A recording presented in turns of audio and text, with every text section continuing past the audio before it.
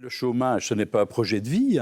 Je n'ai jamais considéré que pousser les personnes vers le CPS va les aider à trouver de l'emploi. Il y a un grand absent qui mériterait à un moment donné d'être appelé à la barre, au titre d'accusé, c'est le Forum. Qu'il faille investir massivement dans la formation, ça c'est ma conviction depuis toujours.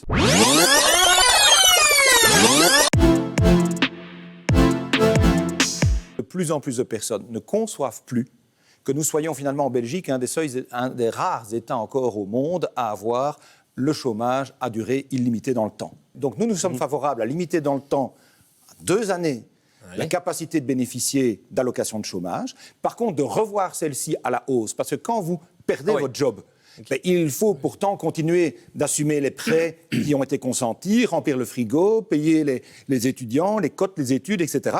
Donc un montant revu à la hausse, mais par contre plus limité dans le temps, avec au terme de ces 2 ans, une faculté et même une obligation par l'État de proposer soit un job dans le secteur associatif, dans le secteur public, voire dans le secteur privé. Je n'ai jamais considéré que pousser les personnes vers la pauvreté, vers le CPS, va les aider à trouver de l'emploi. Ça les déqualifie plutôt, ça leur fait perdre de la confiance en eux, ça les éloigne plutôt de l'emploi. Je crois davantage de mesures ciblées pour relever les bas et moyens salaires. Et c'est vraiment ce qu'on propose dans le cadre de la réforme fiscale, un crédit d'impôt qui va faire en sorte que quand on travaille, on gagne davantage. Alors, il y a un grand absent dont on n'a pas encore parlé aujourd'hui, mais qui mériterait à un moment donné d'être appelé à la barre, au titre d'accusé, c'est le Forum.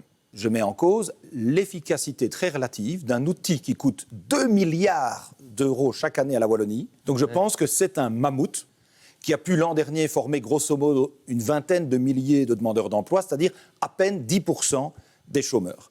C'est aussi un dossier qu'on doit mener sans tabou. En plus, on est dans une région où les métiers en pénurie sont en train de monter. On est passé de 32 000 à 40 000 en un an, et en incluant des métiers comme la construction, l'ORECA, les camionneurs. Ne me dites pas que ce sont des software développeurs dans lesquels il faut absolument avoir...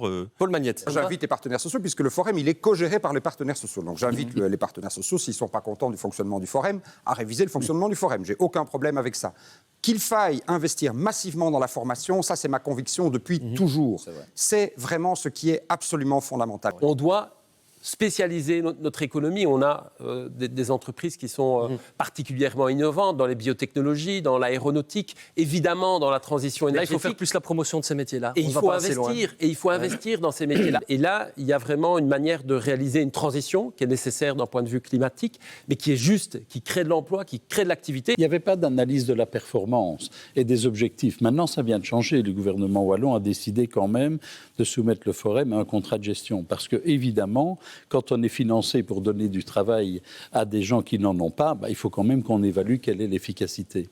Alors, c'est sûr qu'il faut renforcer probablement les formations, mais on voit qu'il y a plein de métiers en pénurie. On a parlé des métiers techniques, des chauffeurs aussi, mais il manque des infirmières, il manque des instituteurs, il manque plein de professions, alors qu'il y a beaucoup de chômeurs. Alors, sur la limitation dans le temps des allocations de chômage, c'est sûr que le chômage, c'est là pour secourir des gens qui perdent leur emploi. Mais le chômage, ce n'est pas un projet de vie, donc il faut quand même aussi pousser les gens à vouloir retrouver du travail, mais pour ça, il faut augmenter le revenu net. Il faut vraiment donner envie, parce que des gens qui sont au chômage, avec des aides sociales dont on a parlé, ils n'ont pas intérêt du tout à aller travailler. Ils vont perdre de l'argent à aller travailler. Alors ça, c'est quand même grave. Qu'en se levant le matin, évidemment aussi on va des coûts d'énergie. En 2015, qu'est-ce qui s'est passé? C'est que le gouvernement fédéral, dans son ensemble, a décidé de supprimer les allocations d'insertion.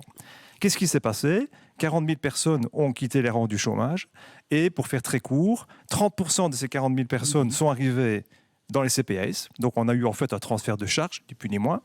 30 autres % ont retrouvé un emploi. Donc, effectivement, ça a eu un effet que je qualifierais un peu d'électrochoc. Et 30 autres %, plus inquiétants d'ailleurs, sont arrivés nulle part. Sortis des radars. Sont sortis des radars. Ça veut dire qu'ils sont tombés dans la grande précarité, les banques alimentaires, le sans-abrisme. En tout cas, ils sont sortis des statistiques. C'est le proverbe africain, je pense, qui dit que pour savoir où on va, il faut savoir d'où on vient. Ne reproduisons pas, en tout cas, les mêmes erreurs qu'on a faites en 2015.